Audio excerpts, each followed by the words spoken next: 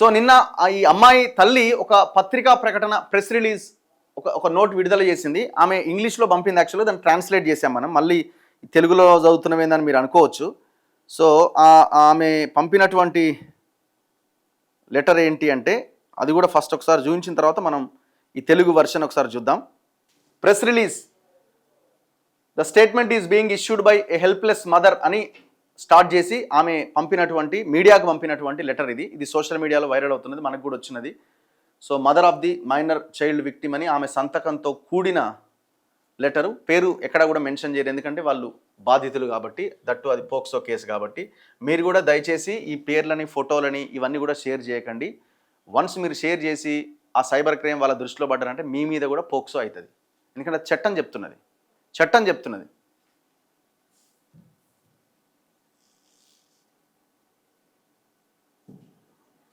ఒక్కసారి ఈ లెటర్ తెలుగులో మనం ట్రాన్స్లేట్ చేస్తే, పత్రికా ప్రకటన, పిల్లలపైన లైంగిక నేరాల నుంచి రక్షణ చట్టం 2012 కింద నమోదు చేయబడ్డ ఎఫ్ఐఆర్ నెంబర్ 684/2026లో బాధితురాలైన తన మైనర్ కుమార్తె తరపున ఒక నిస్సహాయ తల్లి ఈ ప్రకటన జారీ చేస్తోంది. భరించలేని మానసిక వేదనను అనుభవిస్తున్నప్పటికీ ఈ దేశ చట్టానికి, పోక్సో చట్టంలోని నిబంధనలకు మరియు గౌరవనీయ భారత సుప్రీంకోర్టు ఆదేశాలకు లోబడి నేను నా బిడ్డ గుర్తింపును ఉద్దేశపూర్వకంగా గోప్యంగా ఉంచుతున్నాను.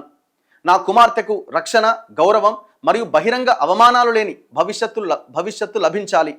ఆ తల్లి ఆవేదనతో చెబుతున్న మాట ఇది. మేము ఒక సాధారణ మధ్యతరగతి కుటుంబం. మేము రాజకీయంగా శక్తివంతులం కాదు. మేము పలుకుబడి ఉన్నవాళ్ళము కాదు. మేము మా కుమార్తెను కలలు, విలువలు, చదువు మరియు ఆశతో పెంచిన తల్లిదండ్రులం.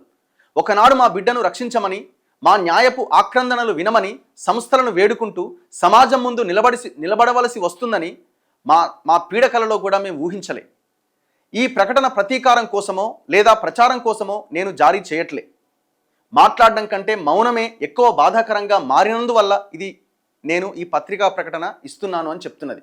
మాట్లాడడం కంటే మౌనంగా ఉండడమే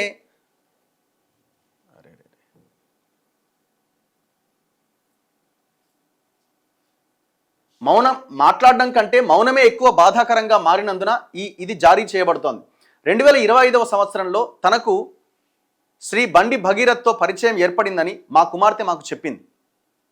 2025లో సాధారణ పరిచయంగా మొదలై నిరంతర సంభాషణ అంటే మాట్లాడుకోవడం, భావోద్వేగ హామీలు, పదే పదే నచ్చజెప్పడం మరియు నిరంతర వ్యక్తిగత సంబంధం ద్వారా నెమ్మదిగా భావోద్వేగ ఆధారపడంగా మారింది. అంటే ఎమోషనల్ అటాచ్మెంట్ ఏర్పడ్డది ఇద్దరి మధ్య.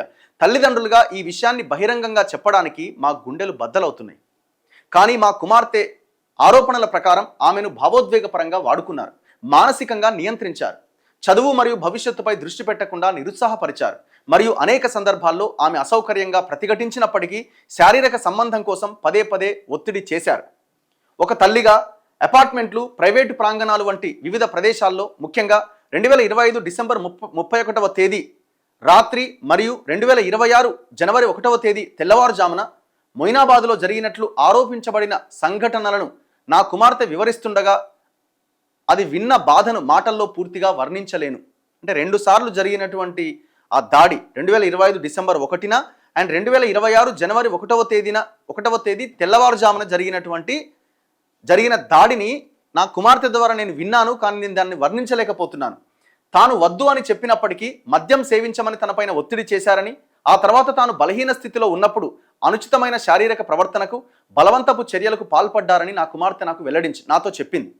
ఆమె ఈ సంఘటనలను గుర్తు చేసుకున్న ప్రతిసారి ఆమె కళ్ళలో భయం, సిగ్గు మరియు భావోద్వేగ పతనం మాకు కనిపించాయి. ఈ ఆరోపణలు ఇప్పుడు విచారణలో ఉన్నాయి మరియు చట్టం నిజాన్ని వెలికి తీస్తుందని మేము విశ్వసిస్తున్నాం. మా కుటుంబం ఇందులో కొన్ని వర్డ్స్ ట్రాన్స్లేట్ చేసినప్పుడు కొంత డిఫరెంట్గా ఉంటుంది, అర్థం చేసుకోండి. మా కుటుంబం వద్ద అనేక ఎలక్ట్రానిక్ సంభాషణలు, చాట్లు మరియు సందేశాలు ఉన్నాయి. మా ప్రకారం నిందితుడు పదే పదే క్షమాపణ చెప్పడం, తీవ్ర భావోద్వేగానికి గురి కావడం, బాధ కలిగించినట్లు అంగీకరించడం మరియు క్షమించమని అభ్యర్థించడం వంటివి వీటిలో వెల్లడవుతున్నాయి. అంటే బండి భగీరథ్ అమ్మాయితో తప్పైపోయింది, జరిగిన దానికి క్షమాపణ చెప్తున్నా అని కూడా చెప్పినట్టుగా ఆ వీడియోల్లో దాంట్లో ఉన్నది. ఈ సంభాషణల్లో కొన్ని వ్యక్తిగతంగా కలుసుకోవడానికి మరియు శారీరక సంబంధం కోసం పదే పదే ఒత్తిడి చేసినట్లు కూడా ఆరోపణలు ఉన్నాయి. ఒక తల్లిగా ఆ సందేశాలు చదవడం నా కుమార్తె మానసిక వేదన అక్షరంగా ఆవిష్కృతం అవడాన్ని చూడడంలా అనిపించింది. ఇలాంటి డిజిటల్ సాక్ష్యాలన్నీ నాశనం కాకముందే లేదా తారుమారు కాకముందే వాటన్నింటినీ భద్రపరిచి సరైన ఫోరెన్సిక్ పరీక్షకు గురి చేయాలని మేము వినయపూర్వకంగా అభ్యర్థిస్తున్నాం. జనవరి 2026లో మా సంబంధం హఠాత్తుగా ముగిసిన తర్వాత మా కుమార్తె మానసిక పరిస్థితి తీవ్రంగా క్షీణించింది. మేము పెంచిన ఉల్లాసభరితమైన బిడ్డలా ఆమె ప్రవర్తించడం మానేసింది.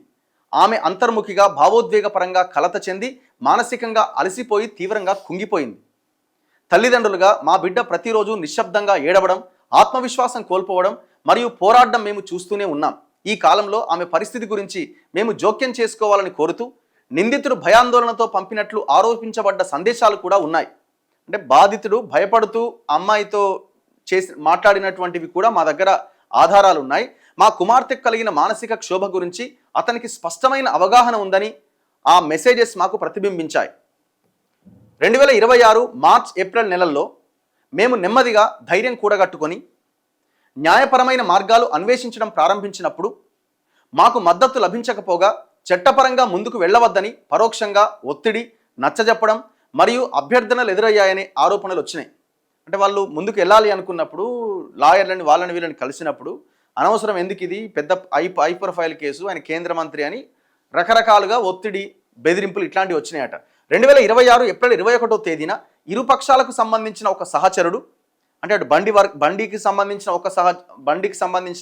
వీళ్ళకి సంబంధించిన ఒక దగ్గరి మనిషి మా కుటుంబం పైన అకస్మాత్తుగా దోపిడీ మరియు బ్లాక్మెయిల్ అని ఆరోపిస్తూ ఒక ఫిర్యాదును దాఖలు చేసిండు, కంప్లైంట్ ఇచ్చిండట. సాధారణ పౌరులుగా మేము తీవ్ర భయాందోళనకు గురయ్యాం. అంటే అసలు ఇంకా వాళ్ళు బయటికి రాకముందే ముందుగానే ఆ కేసును డిఫెండ్ చేసుకోవడానికి బండి భగీరథ్ వైపు నుంచి ఒకరు కంప్లైంట్ ఇచ్చిరట. మా కుమార్తెకు మానసిక స్వస్థత మరియు న్యాయం అవసరమైన సమయంలో మా కుటుంబాన్ని అకస్మాత్తుగా నిందితులుగా చిత్రీకరించారు. ఈ పరిణామం జరిగిన సమయం మరియు పరిస్థితులపై తీవ్రమైన మరియు స్వతంత్ర పరిశీలన జరగాలని మేము విశ్వసిస్తున్నాం. అంటే వాళ్ళు అప్పటికి ఇంకా బయటికి రాకుండా ఎవరెవరినో కలవాలనో వాళ్ళని కలుసుకుంటూ వెళ్తున్నారు. ఇంకా వీళ్ళు కేసు పెట్టలేదు, ఇంకా వీళ్ళు బయటికే రాలేదు, ఎవరికి చెప్పలే. ఆలోపే వాళ్ళు ఇదంతా తెలుసుకొని ఏం చేసిరంటే అవతల వైపున బండి భగీరథ్ వైపు నుంచి కేసు పెట్టిరట, కంప్లైంట్ చేసిరట. ఎట్లుంటుంది? అరే నష్టపోయిందే మేము, కోల్పోయిందే మేము, మళ్ళీ మా మీదనే తిరిగి కేసులు పెడుతున్నారు, కంప్లైంట్ చేస్తున్నారంటే ఆ ఫ్యామిలీకి ఎట్లుంటుంది? 2026 ఏప్రిల్ 22వ తేదీన 2026 ఈ సంవత్సరం ఏప్రిల్ 22వ తేదీన శ్రీ సంగప్ప అనే వ్యక్తి నిందితుల పక్షానికి సంబంధించిన పలుకుబడి గల వ్యక్తులకు ప్రాధాన్యం వహిస్తున్నట్లు చెప్పుకుంటూ, అంటే సంగప్ప అనే వ్యక్తి బండి సంజయ్కి చాలా దగ్గర అని చెప్పుకుంటూ మా నివాసానికి వచ్చిండు. ఎవరింటికి? ఈ బాధితురాలి నివాసానికి వచ్చి ఈ విషయంలో నేను మధ్యవర్తిత్వం వహించడానికి ప్రయత్నిస్తున్నట్లు ఆరోపణలు ఉన్నాయి. ఆ తర్వాత 2026 ఏప్రిల్ 23వ తేదీన మేము భారత ప్రభుత్వ గౌరవనీయ హోం వ్యవహారాల సహాయ మంత్రి శ్రీ బండి సంజయ్ కుమార్ గారిని వారి నివాసంలో కలిశాము. ఏప్రిల్ 22, 2026న సంగప్ప పోయిండు వాళ్ళ ఇంటికి.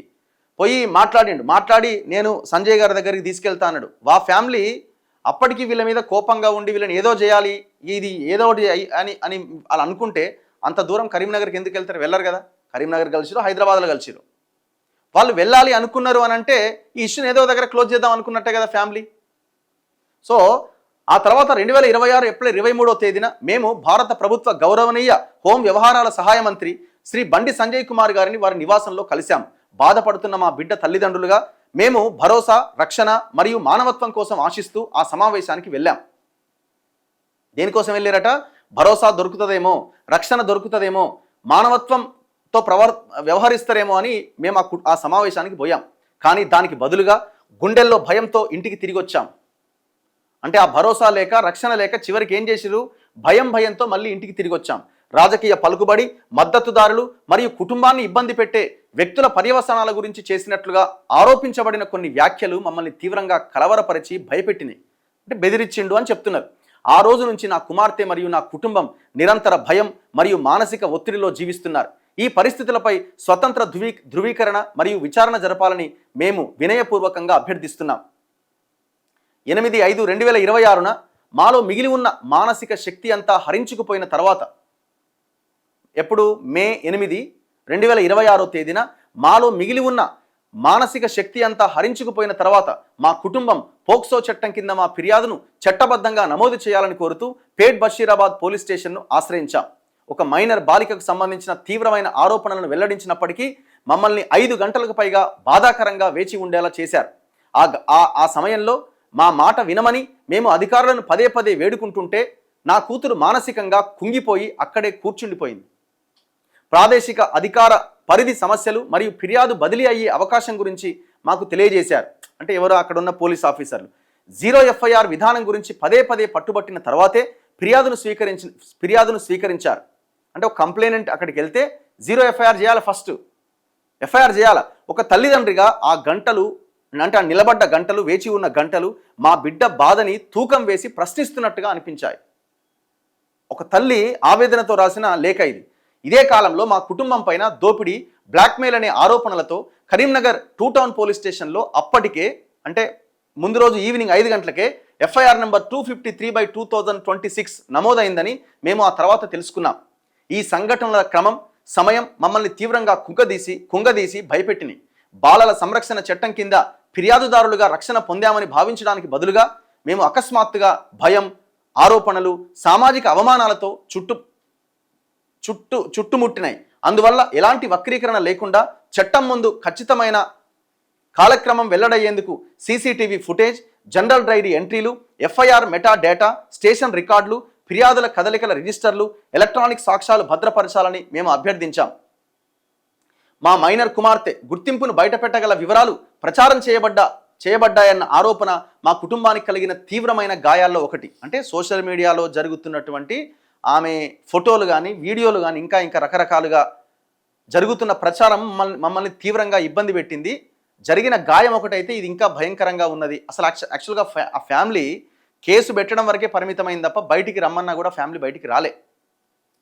ఒక వాయిస్ ఇవ్వండి అని. ఇప్పుడు యాక్చువల్గా ఈ టోటల్ ఎపిసోడ్లో ఆ అమ్మాయి ఆ బాధితురాలి తల్లి అక్కడికి పోలీస్ స్టేషన్కి వెళ్ళిన సందర్భంలో, ఆమెతో పాటు ఇద్దరు జర్నలిస్టులు వెళ్ళిన సందర్భంలో కూడా అక్కడ ఆమెకి భరోసా ఇచ్చే క్రమంలో కూడా నేను ఆ SHOతో కూడా మాట్లాడడం జరిగింది. ఏం జరుగుతున్నది మరి, ఇప్పుడు జరిగింది ఇది అని ఆమె చెప్తున్నది, కంప్లైంట్ ఇచ్చింది, 0 FIR నమోదు చేసి మీరు అక్నాలజ్మెంట్ ఇవ్వాల్సిన అవసరం ఉంది. సరే, FIR ఎప్పుడైనా నమోదు చేయండి, మీరు ఫస్ట్ అయితే FIR అక్నాలజ్మెంట్ ఇవ్వండి, స్టాంప్ వేసి ఇవ్వండి అంటే 5 నిమిషాలు రాత్రి 1 గంట చేసిరు. రాత్రి 1 గంట చేసినారు. అదొక బాధ. అయితే ఈ సోషల్ మీడియాలో వచ్చినటువంటి ఇవి మమ్మల్ని ఇంకా కలిచివేసినాయని చెప్తున్నారు. బాధితురాలైన ఏ బిడ్డ కూడా అటువంటి మానసిక క్షోభకు గురి కాకూడదు. ఇప్పటికే మానసిక వేదనను అనుభవించిన ఏ బిడ్డ కూడా సమాజానికి, గుసగుసలకు, ప్రజా తీర్పుకు లేదా అవమానానికి భయపడాల్సిన అవసరం లేదు. బాధితులైన పిల్లల గుర్తింపును, గౌరవాన్ని కాపాడడం అనేది పోక్సో చట్టం ప్రకారం కేవలం చట్టపరమైన బాధ్యత మాత్రమే కాదు, అది సమాజం యొక్క నైతిక బాధ్యత అని మేము వినయపూర్వకంగా తెలియజేస్తున్నాం. విపరీతంగా సోషల్ మీడియాలో ఆ అమ్మాయికి సంబంధించిన విషయాలు ట్రోల్ చేస్తున్నారు. తదనంతరం మరింత వివరమైన వాంగ్మూలాలు నమోదు చేసిన తర్వాత దర్యాప్తు సంస్థ మొదట ప్రస్తావించిన నిబంధనలు మార్చి పోక్సో చట్టం కింద మరింత తీవ్రమైన సెక్షన్లు చేర్చిందని మేము అర్థం చేసుకున్నాం. అంటే కేసు ఆల్టర్ చేశారు కదా. కొందరు చిత్రీకరించడానికి ప్రయత్నిస్తున్నట్లుగా ఈ విషయాన్ని కేవలం ఒక వ్యక్తిగత సమస్యగా లేదా పరస్పర అంగీకారంతో జరిగిన పరిణామంగా కొట్టిపారేయలేమని ఇది మాకు స్పష్టం చేసింది. ఈ దర్యాప్తును స్వతంత్రంగా, నిష్పక్షపాతంగా, ఏ వైపు నుంచి బెదిరింపులు, ప్రభావాలు లేదా కథనాన్ని తారుమారు చేసే ప్రయత్నాలు లేకుండా కొనసాగించడానికి అనుమతించాలని మేము వినయపూర్వకంగా అభ్యర్థిస్తున్నాం. మేము వినయపూర్వకంగా తెలియజేసేది ఏంటంటే, FIR నెంబర్ 684/2026 మొదట నమోదు చేసినప్పుడు ఒక మైనర్ బాధితురాలు తీవ్రమైన ఆరోపణలు చేసినప్పటికీ తులనాత్మకంగా తక్కువ తీవ్రత కలిగిన బెయిలబుల్ నిబంధనలు మాత్రమే ప్రయోగించారు. అంటే నార్మల్ స్టేషన్ బెయిల్ ఇచ్చే సెక్షన్లు ఫస్ట్ యాడ్ చేశారు. ఆ తర్వాత ప్రజల ఆందోళన, ప్రత్యేక దర్యాప్తు బృందం సిట్ ఏర్పాటు అయ్యాక మాత్రమే మరింత వివరమైన వాంగ్మూలం నమోదు చేశాక, అంటే అమ్మాయి యొక్క వాయిస్ తీసుకున్నాక తీవ్రమైన బెయిలబుల్ కాని నిబంధనలను చేర్చినట్టు సమాచారం. అంటే సెక్షన్స్ ఆల్టర్ చేసి మార్చారు. సెక్షన్ 5(1) రెడ్ విత్ 6 పెట్టారు. మేము ఈ దిద్దుబాటు చర్యను స్వాగతిస్తున్నాం. కేసును ఆల్టర్ చేయడాన్ని మేము స్వాగతిస్తున్నాం. కానీ మా బాధ మాత్రం పోలే. ఈనాటికి దర్యాప్తు అసంపూర్తిగా ఉన్నది. మా కుటుంబ భయం, మానసిక క్షోభ, సామాజిక వేధింపులు, అనిశ్చితిని ఎదుర్కొంటుంటే నిందితుడు శ్రీ బండి భగీరథ్ స్వేచ్ఛగా తిరుగుతున్నాడు. తల్లిదండ్రులుగా ఈ వాస్తవం ప్రతిరోజు మమ్మల్ని కుంగదీస్తున్నది. వయస్సు పత్రాలకు సంబంధించి ఇది అసలైన పాయింట్. ఏజ్కి సంబంధించి వయస్సుకు సంబంధించిన సాంకేతిక వివాదాలు అంటే టెక్నికల్ అంశాలు మరియు పరిపాలనాపరమైన వ్యత్యాసాల వైపుగా దృష్టిని మళ్లించడానికి పదే పదే జరుగుతున్న ప్రయత్నాల వల్ల మేము కూడా తీవ్రంగా బాధపడ్డాం. అంటే అమ్మాయి మైనరా మేజరా, అమ్మాయి డేట్ ఆఫ్ బర్త్ ఎంత ఏంటి అన్న దాని మీద చివరికి కోర్టు కూడా అనుమానం వ్యక్తం చేయాల్సిన సిచ్యువేషన్ని తీసుకురాగలిగినారు. అది ఎట్లా మేనేజ్ చేసి ఏందన్నది పక్కన పెట్టండి. రికార్డులకు సంబంధించి చట్టబద్ధమైన సవరణ మరియు సమన్వయ ప్రక్రియలు ప్రస్తుత వివాదానికి చాలా కాలం ముందే ప్రారంభించబడ్డాయని మేము ఖచ్చితంగా తెలియజేస్తున్నాం.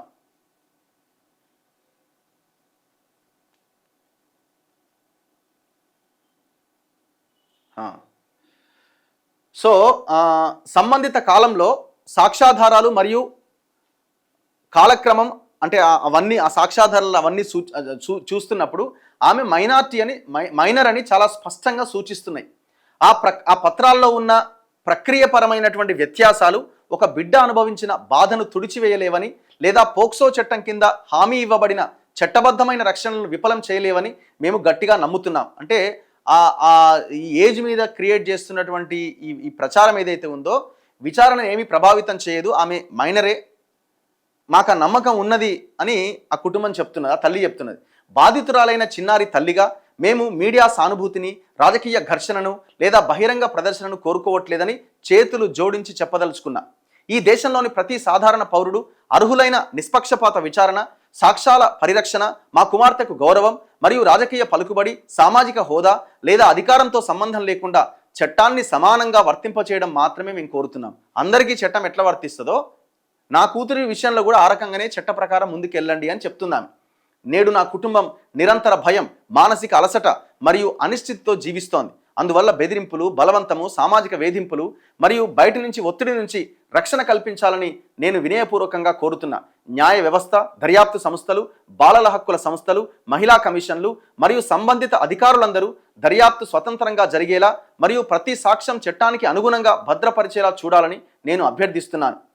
మీడియా, సోషల్ మీడియా వినియోగదారులు, పౌర సమాజం మరియు ప్రజలందరూ దయచేసి నా కుమార్తె గుర్తింపును వెల్లడించవద్దని లేదా ఈ కేసుకు సంబంధించిన ఎలాంటి వ్యక్తిగత సమాచారాన్ని ప్రసారం చేయవద్దని నేను విజ్ఞప్తి చేస్తున్నా.